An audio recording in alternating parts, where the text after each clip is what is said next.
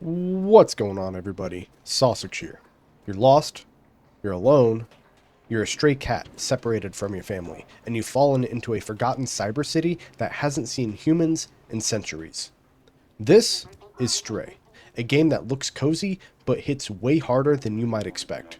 Before we get started, this game review will contain heavy spoilers. If you don't want the game spoiled for you, be it the gameplay or the story or anything, I recommend you get on out of here because I don't know how to do this game review without spoiling, well, pretty much the entire thing. So here's your warning. The game's going to be spoiled if you're still here. Let's continue. You start the game as a stray cat hanging out with your little cat family in a human-made structure that's been reclaimed by nature.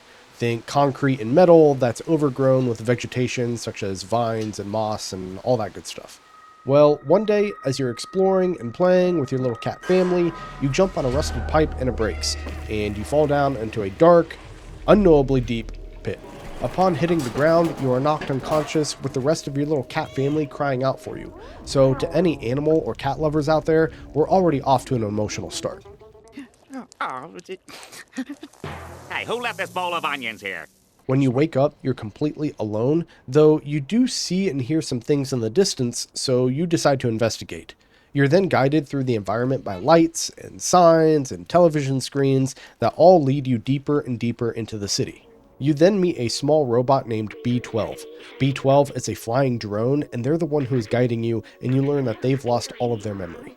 The two of you then form a partnership, united by the goal of escaping the city. As you begin your travels, you reach a settlement known as the Slums, and it's populated by sentient robots called the Companions, and they react fearfully when they first see you. Why? Well, because they only know two types of organic life: vegetation and the Zerks. What are the Zerks? Well, think Half-Life headcrabs meets the Halo's Flood. You discover that the Zerks were actually bacteria that were genetically modified by a waste management company called Nico to help eat trash and pollution, such as plastic, but they quickly mutated and evolved into multicellular organisms that then started feeding on more than just plastic. They switched to organic material such as living creatures and even metal, though to a much lesser degree, and that's why the robots are scared of you because upon first glance, well, they thought you, the cat, were a Zerk. Quick fun fact though, the word for cat in Japanese is Nico, but Nico with a K. So Nico, like the company in the game, is probably a play on that word, but instead it's spelled with a C because of the environment, such as eco-friendly. But anyway, what happened to the people? Well, they're gone. Probably due to a combination of both overpollution and the Zerks. And the Companions? Well, they originated as AI created by the humans that eventually became self-aware and sentient. Continuing on as you play and experience the story, you discover that these companions have been trapped in their slums for over 300 years because the one and only elevator out of the slums is broken, so they are essentially trapped in the slums with the Zerks. You then learn about a group of companions called the Outsiders. This group holds the belief that the city is actually sealed inside of a massive dome and that there is a much, much bigger world outside that no one has ever seen. Their goal is to go outside, the place you're from, and they believe that the lights in the sky are not stars, but rather lights on the ceiling of a massive enclosed space, and that it's possible to escape and see the world, though there is some uncertainty because legend has it that the world outside is inhospitable, but seeing as how you came from the outside, they believe that the world has healed and they can reopen the dome above. Your journey then continues upward toward Midtown in search of another outsider named Clementine. Clementine wants to help you reach the control room, but to do that, you must first reactivate an old subway car to travel up even further. But along the way, as you play the entire game, B12 will find fragments of memories that will start to restore their own lost memory, and then B12 discovers that they were once a human scientist and that they put their consciousness into this drone. Upon reaching the control room, which is where you would open the dome, B12 helps you to hack into 3 different terminals to bypass the 3 safeguards keeping the dome of the city closed. B12 told us that we would both escape and they would take the small piece of humanity that still lived on in them to the surface and you'd both live in peace. But unfortunately, B12 cannot handle all of the energy coursing through its body due to hacking the terminals and they become fried. As the dome begins to open, the cat curls up beside B12's robotic shell and falls asleep. I'm not sure why the devs think that they have some right to hijack my emotions again, but here we are, I guess. Would you get out of here? Sunlight then pours into the city, so you decide to leave the cybercity and return to the overgrown world outside. As you're leaving the city, just as you pass out of sight, the lights on one of the city panels flashes before the credits roll. Now, this ending is left open to interpretation, though my personal belief is that the panel flickering means that B12 isn't actually dead, and that B12 inserted themselves into the city's network, or cloud, or mainframe, whatever you want to call it, and B12 actually lives on. You do not see the cat run off and find its family again, so I was disappointed in that, but I choose to believe that they did all reunite shortly after this adventure, and that they all lived healthy, carefree lives full of joy and happiness. Hey! Now, let's discuss the gameplay. Stray is, at its core, an adventure game from a third-person, or third-cat point of view. Think of how a cat acts, how they move, how they behave. Do you have that image in your head? That's exactly how the game feels. You do a lot of 3D platforming by jumping on top of boxes, to air conditioning units, onto roofs, onto pipes, onto other roofs, and not only that, but you can jump on desks and counters and knock over bottles and coffee mugs. In fact, one mechanic in the game has you pushing items off ledges, just like how cats do with their paws. There are a couple other cat behaviors that the devs included into the mechanics of the game, such as scratching on walls and doors to activate or open things, or in the Midtown portion of the game, you can even jump and hide inside of boxes, which helps you to infiltrate areas and to stay undetected from the Peacekeeper robots. The Peacekeeper robots are basically like the cops, I guess. Hell, there's even a small mechanic where you can meow, and you can even trip up some robots by walking in front of them. The only 3 behaviors I did not see placed in the game was using a litter box, grooming, and spitting up hairballs, but that's probably for the best. But besides that, if a cat does it, then it's a mechanic, and I absolutely love that incorporation of cat behavior into the game. Now, you might be thinking, well, cats fight sometimes, right? But this game doesn't actually have any fighting. There's no combat. The closest you'll get to any sort of combat in Stray is flashing an ultraviolet light at the Zerks you encounter. The rest of the gameplay, though, is all about 3D platforming, exploration, and solving puzzles. Some of the puzzles are simple, such as performing fetch quests or needing to find a way to activate an NPC to do something, so you have to look for an item to push off a ledge, while some other puzzles in the later game require becoming stealthy to evade Peacekeeper robots and finding the best path into a specific room.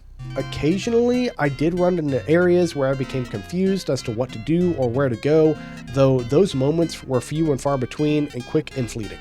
As you play, you can also go on sort of like side quests, I guess, for some of the robots, such as one robot asks you to collect music for them to play, and while most of them can just be found through exploring, one of them needs to be bought with cans of energy drinks because robots love energy drinks, of course, everyone knows that.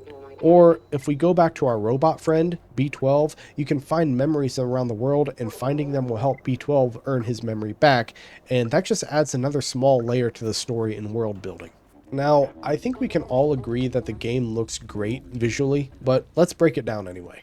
Overall, Stray looks absolutely incredible. It takes place in a cyberpunk world that almost has a solar punk aesthetic, at least in the slums, minus the solar aspect anyway.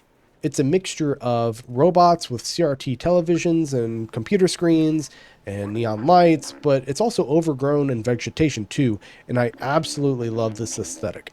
Each companion robot also has their own unique personality that shows off not just in the dialogue, but also in their style and fashion as well. Some wear cowboy hats, some wear Hawaiian button-down shirts, and some just wear hoodies. The Midtown level is made to look extremely urban, and in my opinion, looks even more trashed and industrialized than the slums do. For the most part, it's an aesthetic I dislike, but I think that's the point of why it looks that way. It's the hustle and bustle of the city, and sometimes cities just don't do well when it comes to managing trash and pollution. Head to toe, the developers clearly took a lot of care when building their world, visually, and it shows. My favorite part of the graphics and art is that as you climb up in the city, you can look down and see everything you've experienced so far. When in Midtown, you can look down and see the slums and the quarantine area with the Zerks, and then once in the control room, you can see down and see everything. Midtown, the slums, the quarantined area, and all of the rest of the darkened city as well. That shot right there was my absolute favorite view in the entire game, both with the dome closed and opened. So the game looks incredible, but does the soundtrack hold up? Well, the soundtrack is good, but it's not exactly memorable.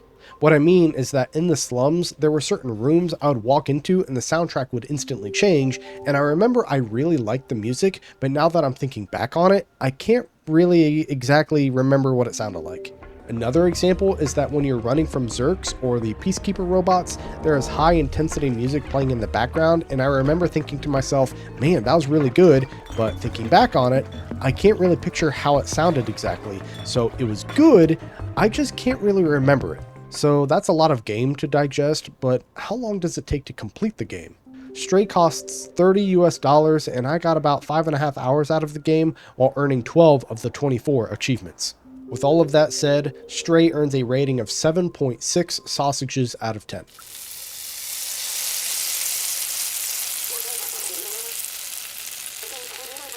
The story is absolutely phenomenal.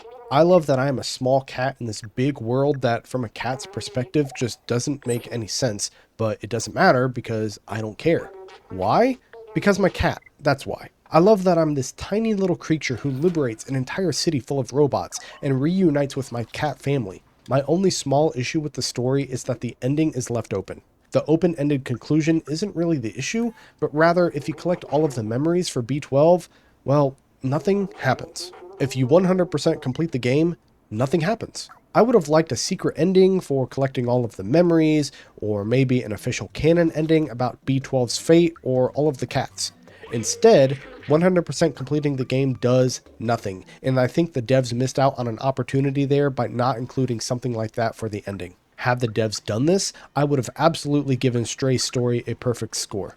If you do collect all of the memories, then you are rewarded with a new backpack for the cat, so I will give credit where credit is due, but that is purely cosmetic and does not change the story or the gameplay at all. In terms of gameplay, it is overall pretty solid. If I could critique one element of the game, is that there are no boss fights. Now, I know I did say that this game had basically zero combat, except for flashing the light on the Zerks, but I would have loved to fight a giant Zerk.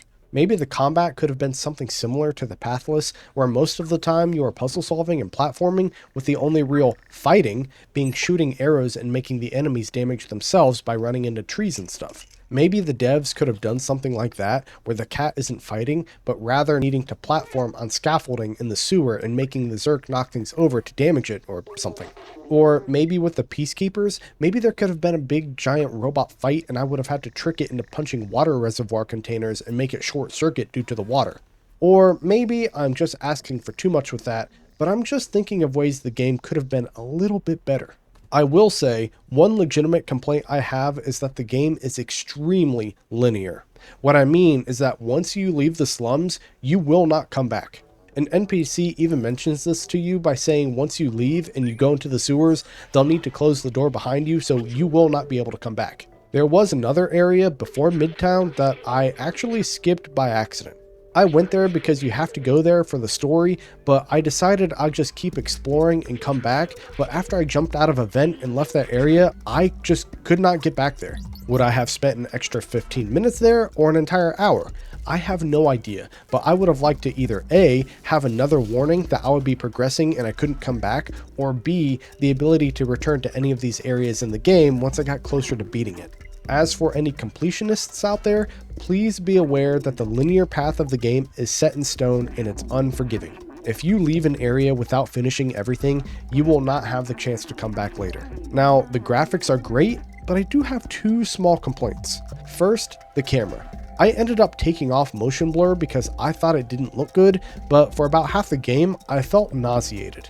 Maybe there was a happy medium I could have found, but just know that the motion blur is heavy, and to anyone who struggles with nausea when playing games, this may be an issue for you. Also, occasionally the cat looks a little rough if the camera gets too close, and the face can be uncanny at times, but just like the lack of boss fights, maybe I'm just nitpicking here. The soundtrack is average in every way. What I mean is that I remember the music in the game being really good, but it wasn't good enough to stick with me.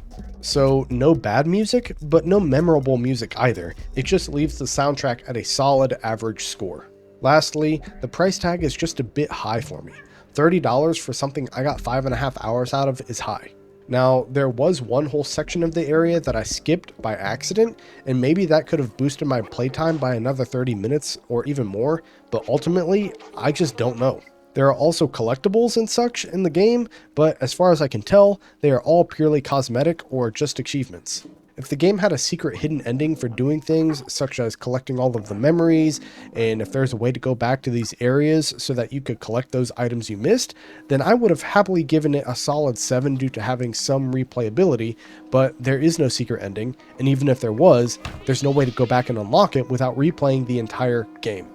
To be 100% completely honest, the game wasn't just good, it was great.